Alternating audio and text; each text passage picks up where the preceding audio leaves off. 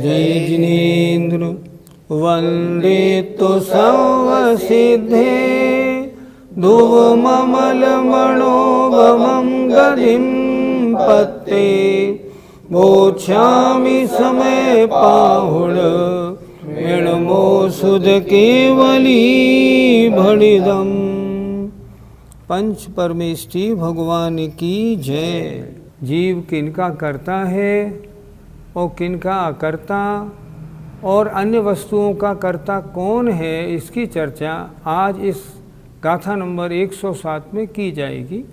गाथा निकाले 107। जीवो न करे दिघणम, जीवो न करे दिघणम, नेवपणम नेव शेषुगे दवे, नेवपणम नेव शेषुगे दवे, जोगुवोगा उपा, जोगोगा उपा, दगाय सोते सिंहवदिकत्ता, दगाय सोते सिंहवदिकत्ता। बोलिए। जीवो न करे दिघणम नेवपणम नेव शेषगे दवे, जोगुवोगा उपा, दगाय सोते सिंहवदिकत्ता।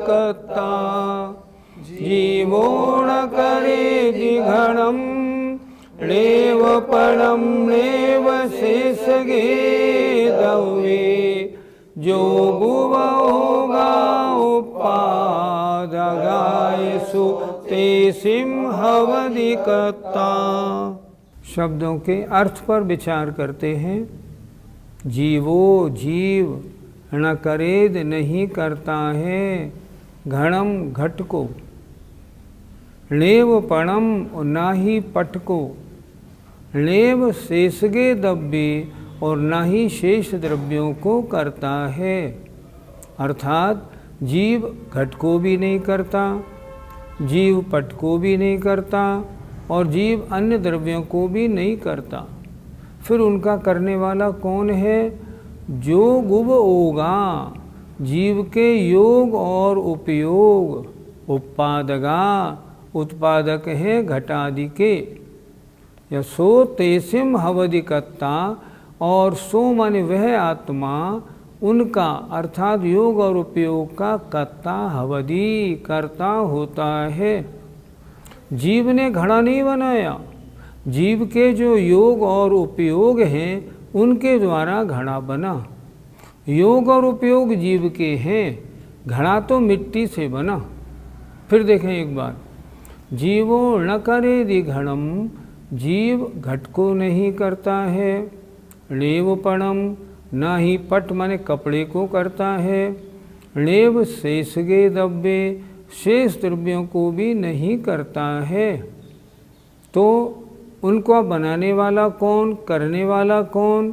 जो गुबोगा उपादगा, जीव के योग और उपयोग उनके घटादि के उत्पादक हैं और वह आत्मा उनका कर्ता होता है। मिट्टी घड़ा किसने बनाया? घड़ा तो मिट्टी का बना। तो फिर उसमें उसको घड़े रूप परिणमन कराने में जीव ने क्या किया? जीव का तो योग और उपयोग लगा, पर जीव ने स्वयं उसको अपने उपादान से नहीं बनाया है। अपने उपादान से तो आत्मा ने योग और उपयोग को बनाया। इसलिए जीव घट का और पट का बनाने वाला नहीं, घट और पट के बनाने वाले जीव के योग और उपयोग हैं।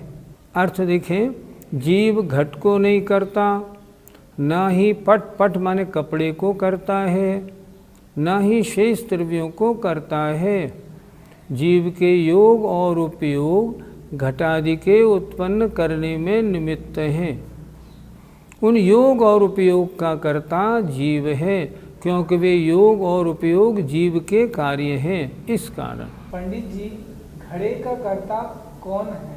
कर्ता दो प्रकार का होता है, एक निमित्त कर्ता और एक उपादान कर्ता। तो वास्तव में घड़े का उपादान कर्ता तो मिट्टी है, उपादान करता जो स्वयं घड़े रूप परिणमन करे वो उपादान करता। मिट्टी ने घड़े रूप परिणमन किया तो मिट्टी हुई उपादान करता, और जो जिसके बिना मिट्टी घड़े रूप न बने वो निमित्त करता। जो स्वयं रूप तो घड़े रूप परिणमन नहीं करता, लेकिन जिसके बिना मिट्टी भी घड़ा न बन सके उसका नाम निमित्त करता। एक कार्य के लिए क्या दोनों चीज़ों की ज़रूरत है? हाँ, दोनों की ज़रूरत है। कुछ लोग निमित्त को उपचार मानते हैं, नहीं नहीं ये तो निमित्त कह दिया है, ये करता नहीं, पर नहीं, गलत। निमित्त का 50 नंबर, उपादान के 50 नंबर, दोनों के। मिट्टी में घड़े बनाने की योग्यता बनी रहे। अगर कुम्हार नहीं आए तो क्या मिट्टी से घड़ा बन जाएगा? कभी नहीं बनेगा। तो क्या कुम्हार घड़े रूप परिणमन हुआ? नहीं, वो भी नहीं हुआ। तो दोनों चीज़ चाहिए, दोनों चीज़ चाहिए। एक ही मिट्टी का घड़ा बनता है, उसी मिट्टी का कुल्हड़ बनता है, उसी मिट्टी का सकोरा बनता है, उसी मिट्टी की अन्य चीज़ें बनती हैं। ये क्यों बनी? ये बनी निमित्त के अनुसार। मिट्टी तो घड़ा मिट्टी तो एक सी है, पर निमित्त ने जैसा उन्हें घुमाया उनका वैसा परिणमन हो गया। तो कर्ता दो प्रकार का, एक उपादान करता, एक निमित्त करता। उपादान करता घड़े में मिट्टी, निमित्त करता कुम्हार, चक्र चलने वाला नीचे, वो निमित्त करता। इन दोनों ने घड़ा बनाया। अब प्रश्न उठता है, क्या जीव ने उसमें कुछ नहीं किया? न, जीव ने किया ना। जीव ने सबसे पहले ये उपयोग बनाया, मैं घड़ा बनाऊं, तब तो घड़ा बना। और उसने योग, अपने हाथ पैर चले, आत्मा के प्रदेशों में हलन चलन हुई, वो किसके प्रदेश रहे? आत्मा के। तो उत्पादक में उपादान करता मिट्टी, निमित्त करता कुम्हार। लेकिन जो निमित्त करता कुम्हार है उसमें भी कुम्हार ने नहीं बनाया, उसके योग और उपयोग घड़े के बनाने वाले हैं। इसलिए आचार्य ने लिखा, जोगुवोगा उपादगायते सिंहवधिकत्ता। जीव ने स्वयं घड़ा नहीं बनाया, जीव के योग और उपयोग घड़े बनाने में निमित्त करता कहलाते हैं। पंडित जी, क्या आत्मा घड़े आदि का करता है? तब तो आत्मा घड़े आदि का कर्ता हो गया। आत्मा घड़े आदि का कर्ता नहीं। आत्मा जब विभाव परिणति में होता है, अशुद्ध अवस्था में होता है, अशुद्ध उपादान वाला होता है, तब उसमें घड़े आदि के रूप, योग और उपयोग रूप परिणमन होता है। ये भी स्वाभाविक परिणमन नहीं, ये भी वैभाविक परिणमन है। जब आत्मा शुद्धोपयोग में होता है, किसी चीज़ का करने धरने वाला नहीं होता, मात्र अपने आप को स्वयं अपने द्वारा जानने वाला होता है। जहाँ ध्यान ध्याता ध्येय को न विकल्प वच भेदन, जहाँ न किसी का ध्यान करने वाला, न ध्याता, न ध्यान, कुछ नहीं होता, वहाँ तो आत्मा आत्मा के द्वारा आत्मा में लीन होता है। उस समय किसका करता होता है? अपने शुद्ध परिणामों का करता है। तो घड़े आदि के बनाने में आत्मा के योग उपयोग जो करता है, ये अशुद्ध आत्मा की चर्चा है। शुद्ध आत्मा का ये स्वभाव नहीं, ये तो आत्मा का विभाव परिणमन है, प्रमत्त अवस्था का कार्य है। पंडित जी, तो आत्मा घड़े का उपादान करता है या निमित्त करता? आपके उत्तर में तो ये गाथा लिखी गई है। ये गाथा ये कह रही है, आत्मा घड़े का न उपादान करता है न निमित्त करता है, लेकिन आत्मा के योग और उपयोग जो हैं वे घड़े के बनाने में कर्तापन रखते हैं, लेकिन वो ना उपादान है ना निमित्त हैं। वो तो उसके द्वारा वह कुम्हार कार्य को करता है। ये दो जो है ना योग उपयोग, ये तो जीव के हैं। लेकिन और दूसरी बात, ये योग और उपयोग जो घड़े को बनाने वाले हैं, ये भी जीव के स्वभाव नहीं, ये भी जीव के विभाव हैं। अतः आत्मा वास्तव में घड़े का करने वाला है ही नहीं। अगर ये कहें योग और उपयोग करने वाले हैं, ये भी अशुद्ध आत्मा के हैं। आप स्त्री महिला ने रोटी बनाई, रोटी बनाने वाली महिला है नहीं, सांसारिक कार्यों में लगी हुई जो अज्ञानी, जो अशुद्ध आत्मा महिला की है, उसके योग उपयोग से रोटी बनी है। ज्ञानी जो अपनी समाधि में लीन है वो कभी अन्य द्रव्यों का कर्ता होता ही नहीं, वो तो अपने शुद्ध भावों का कर्ता हमेशा होता है। पंडित जी, तो शुद्धोपयोग में आत्मा किन भावों का कर्ता है? शुद्धोपयोगी मुनि महाराज की आत्मा तो अपने शुद्ध बुद्ध ज्ञायक स्वभाव एक भाव रूप का करने वाला है, अन्य किसी परिणाम रूप नहीं। उस समय अन्य कुछ भी करने का भाव होता ही नहीं। अन्य कुछ भी करने का भाव होना ये शुद्धोपयोग रूप परिणति नहीं, ये तो शुभ और अशुभ योग पूर्व परिणति है। शुद्धोपयोग रूप परिणति में तो आत्मा अपने शुद्ध भावों का ही करने वाला है, अन्य का है ही नहीं। आचार्य श्री हर गाथा का जो पद्यानुवाद आचार्य श्री ने किया है बहुत सरल, बहुत शानदार। आइए गाथा 107 का पद्यानुवाद देखिए। कर्ता नहीं जड़ अचेतन वस्तुओं का, आत्मा निमित्त तक भी न घटादिकों का।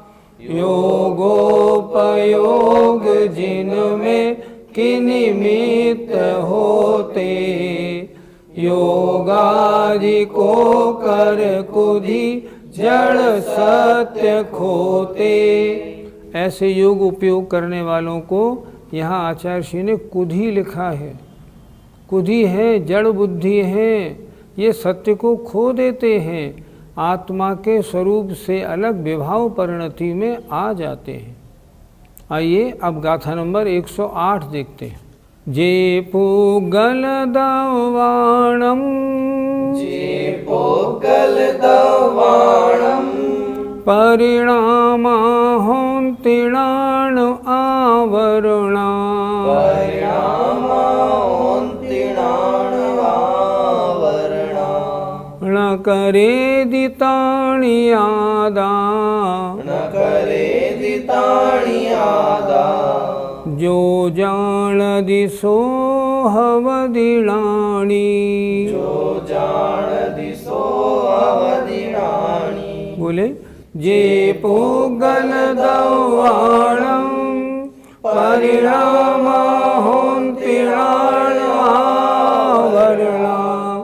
न करे दिताणि आदा, जो जान दिसो अवदिणाणि। जे पुगल दवाणम, परिणामा होन्तिणान आवरणा। न करे दिताणि आदा, जो जान दिसो हवदिणाणि। जे पुद्गल दवाणम, एक एक शब्द का अर्थ देखिए। जो पुद्गल द्रव्यों के परिणामा परिणाम, णाण आवरणा ज्ञानावरणादिक होन्ति होते हैं। न करेदि नहीं करता है, ताणि माने उन्हें आत्मा। क्या हुआ? जो पुद्गल द्रव्यों के परिणाम ज्ञानावरणादिक होते हैं उन्हें आत्मा नहीं करता है। जो जानदी, जो जानता है, सोणाणी हवदी, वह ज्ञानी होता है। फिर देखें एक बार। जो पुद्गल द्रव्यों के परिणाम ज्ञानावरणादिक होते हैं उन्हें आत्मा नहीं करता है, अर्थात जो कर्मों के ज्ञानावरणादिक परिणमन हैं वे आत्मा के किए हुए नहीं। ऐसा जो जानता है वह ज्ञानी होता है। अर्थ देखें। जो ज्ञानावरणादिक पुद्गल द्रव्यों के परिणाम हैं उन्हें आत्मा नहीं करता, ऐसा जो जानता है वह ज्ञानी है। पंडित जी, ज्ञानावरणादि कर्मों को करने वाला कौन है? जो कार्वर्ण वर्गणा हैं उनमें ज्ञानावरणादिक रूप परिणमन हुआ। ये कर्म वर्गणाएँ ज्ञान गुण को ढकेंगी। इनका करने वाला कौन हुआ? अशुद्ध आत्मा। ये आत्मा का स्वभाव नहीं। इन ज्ञानावरणादि कर्मों को वास्तव में करने वाला उपादान करता तो कौन है? पुद्गल द्रव्य। पुद्गल द्रव्य का परिणमन ज्ञानावरणादि कर्म वर्गणा रूप हुआ है, उसने ज्ञान को ढका है, जीव ने इसको नहीं किया। इसको करने वाला ज्ञानावरणादिक का कौन करने वाला है? ये ज्ञानावरणादिक को करने वाला तो उपादान रूप से पुद्गल वर्गणा है। पंडित जी, सारी कार्बन वर्गणाएं क्या एक स्वभाव वाली होती हैं? पूरे लोक में जो कार्बन वर्गणाएं भरी हैं वे 8 स्वभाव वाली हैं। उनमें से जो ज्ञानावरणादि रूप परिणमन करने वाली, अर्थात अलग अलग रूप से लें, जो ज्ञानावरण रूप परिणमन करने वाली होती हैं वे ही ज्ञानावरण रूप परिणमन करती हैं। जो मोहिनी रूप परिणमन करने के स्वभाव वाली होती हैं वे ही मोहिनी रूप परिणमन करती हैं। कार्बन वर्गणा यद्यपि समान हैं लेकिन वे 8 स्वभाव वाली हैं। वो जो जिस स्वभाव वाली है उस रूप ही परिणमन करती है। इसीलिए तो ज्ञानावरणादि की कर्मों की जो प्रकृतियां हैं वो दर्शनावरणादि रूप परिणमन नहीं करती, क्योंकि उनमें वो स्वभाव नहीं है। इसलिए ये जानना चाहिए विश्व में जितनी कार्बन वर्गणाएं सारे लोक में हैं, ये सारी कार्बन वर्गणाएं यद्यपि समान हैं परंतु इनका स्वभाव अलग अलग है। प्रति समय आत्मा को जिस स्वभाव वाली जितनी परसेंटेज में वर्गणाएं ग्रहण करनी होती हैं, आत्मा उतनी वर्गणाओं को ग्रहण करके उस कर्मरूप परिणमन कराता है। लेकिन कर्मों का करने वाला कौन? कार्बन वर्गणा। आत्मा उसमें कौन? आत्मा तो निमित्त कारण है, उपादान कारण तो कार्बन वर्गणा है। पंडित जी, क्या संसार का प्रत्येक जीव 8 कर्मों को ग्रहण करता है? संसार का प्रत्येक जीव जो वर्गणा ग्रहण करता है वो 7 रूप परिणमन करने वाली होती हैं। प्रति समय 7 कर्म वर्गणा रूप आती हैं। वर्गणा आई, 7 कर्म रूप उनका अलग अलग प्रकृति रूप परिणमन कर गई। और जिस समय आयुबंध के योग्य काल होता है उस समय वे वर्गणाएं 8 स्वभाव वाली आती हैं, 8 कर्म रूप परिणमन करती हैं। लेकिन सप्तम गुणस्थान के बाद आयु कर्म का बंध नहीं होता, वहाँ केवल अन्य 7 कर्मों का बंध होता है। 9वें गुणस्थान के बाद मोहिनी कर्म का बंध नहीं होता। 10वें गुणस्थान में मात्र 6 कर्मों का बंध होता है। 11वें, 12वें और 13वें अरहंत भगवान इन 3 गुणस्थानों में मात्र एक साता वेदनी कर्म का बंध है, अन्य किसी कर्म का बंध नहीं होता। इस तरह संसारी जीवों के अलग अलग कितने कर्म किस अवस्था में आते हैं ये ध्यान रखना चाहिए। हम और आप जो हमारे श्रोतागण हैं प्रति समय 7 कर्मों का बंध होता ही है। प्रति समय, चाहे हम और आप में कोई सो रहा हो, कोई जग रहा हो, आत्मा इस शरीर को छोड़ के अगली गति में जाए, रास्ते में भी वह 7 कर्मों का बंध तो करेगी ही करेगी, उसे कोई नहीं रोकता। लेकिन उन कर्मों का करने वाला आत्मा नहीं, उन कर्मों को करने वाली तो कार्बन वर्गणा है। आत्मा के परिणामों के अनुसार उनका परिणमन होता है। पंडित जी, जो प्रति समय कर्म वर्गणाएं आती हैं उनमें से सबसे ज़्यादा किसकी आती हैं? जो कर्म वर्गणाएं आती हैं वो 7 या 8 स्वभाव वाली होती हैं। उनमें सबसे ज़्यादा परसेंटेज होता है वेदनी कर्म का, उससे कम होता है मोहिनी कर्म का, उससे कम होता है ज्ञानावरण, दर्शनावरण और अंतराय कर्म का, लेकिन तीनों का इक्वल होता है, बिल्कुल समान। उससे कम होता है नाम और गोत्र का, लेकिन दोनों का बराबर होता है। और अगर आयु बंध का काल हो तो सबसे कम परमाणु, सबसे कम वर्गणाएं आयु कर्म को मिलती हैं। फिर एक बार देखें, सबसे ज़्यादा वर्गणा वेदनी की, उससे कम मोहिनी की, उससे कम ज्ञानावरण, दर्शनावरण, अंतराय की, लेकिन समान, उससे कम गोत्र और नाम की पर समान, सबसे कम आयु की होती हैं। प्रश्न, सबसे ज़्यादा वेदनी कर्म को क्यों मिलते हैं वर्गणाएँ? इसलिए क्योंकि वेदनी कर्म सबसे ज़्यादा काम में आता है। प्रति समय सुख दुख सुख दुख सुख दुख की बात है, इसलिए वेदनी कर्म को सबसे ज़्यादा वर्गणाएँ मिलती हैं और बाकी को जैसे मैंने बताया उस परसेंटेज के हिसाब से माननी चाहिए। पंडित जी, क्या सिद्ध भगवान किन्हीं कर्मों के कर्ता नहीं होते? जहाँ तक कर्मों के कर्तापना का सवाल है, आत्मा जो अशुद्ध है वो ही कर्मों का करने वाला है, शुद्ध आत्मा करने वाला नहीं होता। 14वें गुणस्थान में जहाँ योग भी नहीं होता, आश्रम के कारण नहीं होते, वहाँ कर्मों का कर्तापना भी नहीं बनता। सिद्ध भगवान के तो कर्मों के कर्तापने का सवाल ही नहीं। पर अगर कोई ये कहे तो क्या सिद्ध भगवान में कर्तापन है ही नहीं? पर ऐसे नहीं, सिद्ध भगवान भी अनंत सुख आदि के कर्ता, अनंत ज्ञान आदि के कर्ता हैं। उनके कर्म बिल्कुल नहीं, आत्मा में विभाव परिणाम बिल्कुल नहीं, स्वभाव परिणाम है। इसलिए निरंतर उनका परिणमन अनंत सुख रूप, अनंत ज्ञान रूप, अनंत दर्शन रूप निरंतर होता है और वे उन परिणामों के कर्ता होते हैं। इसलिए कहा है शुद्ध नया शुद्ध भावाणम, शुद्ध नय से आत्मा शुद्ध भावों का करता है, अर्थात अनंत ज्ञान दर्शन आदि का करने वाला है। पंडित जी, प्रत्येक समय में क्या समस्त कार्बन वर्गणाएं समान क्वांटिटी में आती हैं? आपके प्रश्न का संबंध है प्रदेश बंध से। प्रदेश बंध माने कितनी क्वांटिटी में कर्म आते हैं, ये किस पे डिपेंड करते हैं? ये इस पे डिपेंड करते हैं आत्म प्रदेशों में हलन चलन कैसा है। सामायिक करते समय जब हम स्थिर होकर बैठ जाते हैं, बिल्कुल मन वचन काय की क्रिया को मंद कर लेते हैं, कर्म परमाणु सब कर्म मिला के भी कम क्वांटिटी में आते हैं। मान लो 20 आए, जब हम छोड़ के स्तुति करने लगते हैं तब 40 आते हैं, जब हम और थोड़ी क्रिया अपनी बढ़ाते हैं तो 80 आते हैं, और जब चलने फिरने लगते हैं तो और ज़्यादा, और जब दौड़ लगाते हैं तो कार्बन वर्गणाएँ और ज़्यादा कर्मरूप परिणमन करती हैं। प्रदेश बंध का मुख्य कार्य होता है आत्म प्रदेशों के हलन चलन से, और आत्म प्रदेशों का हलन चलन होता है मन वचन काय की क्रिया से।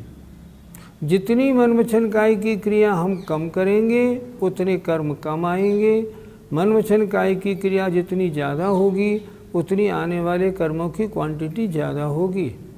इसलिए श्रोताओं से नम्र निवेदन, ज़्यादा बोलना, ज़्यादा क्रिया करना, ज़्यादा कार्य करना भी अच्छा नहीं। अधिक से अधिक समय में अपनी चित्त में स्थिरता, अपनी वचनों में स्थिरता, काय में स्थिरता रखेंगे तो कर्म कम से कम आएंगे। इस बात का हमें ध्यान रखना चाहिए। गाथा नंबर 108 का पद्यानुवाद आइए।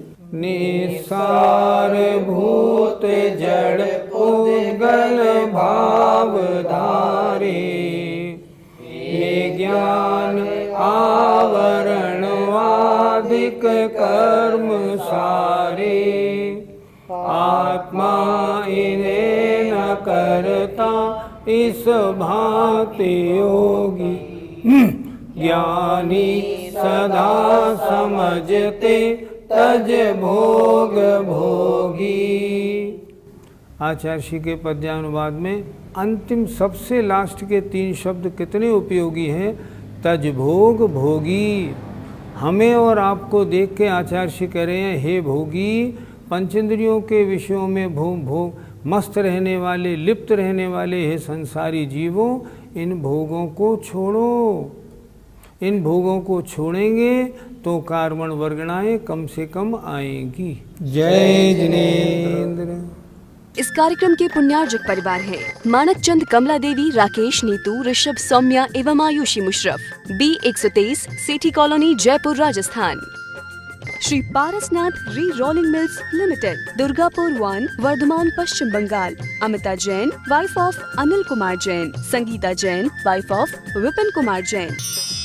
स्वर्गीय श्रीमती अनंतमती मोतीचंद शाह की स्मृति में सुपौत्री आभा आयुषी, सुपौत्र आदित्य, सुपौत्री मुग्धा, अभिजीत शाह, डॉक्टर केतकी तुषार भट्ट, पुत्र श्री हर्षवर्धन, धन्य कुमार पुत्रवधू रोहिणी, दयानंदा पुत्री श्रीमती भारती, श्रीमती उज्ज्वला, डॉक्टर कल्पना, आशा, स्मिता, दीपमाला एवं समस्त वाडीकर परिवार। Arun Kumar Agarwal, Amrapali fashion, Renu Agarwal, Anushree Agarwal, Anshita Agarwal, B197 HIG, Nandgram Ghaziabad. Garv Gautam Jain, सुपौत्र Ashok Kumar, Ratanlal Jain, नूतन, गौतम, प्राची, आदित्य, महिमा, सलोनी, निरंजन, अरहन, आराध्य, तारदेव, अंधेरी, मुंबई। श्री जनार्दन प्रसाद जी, श्रीमती पटंती देवी, मुकेश कुमार, साक्षी, हितार्थ, ईशा, मोना खंधार, श्री किशोर खंधार, श्रीमती सुषमा खंधार, परिमल खंधार, अहमदाबाद।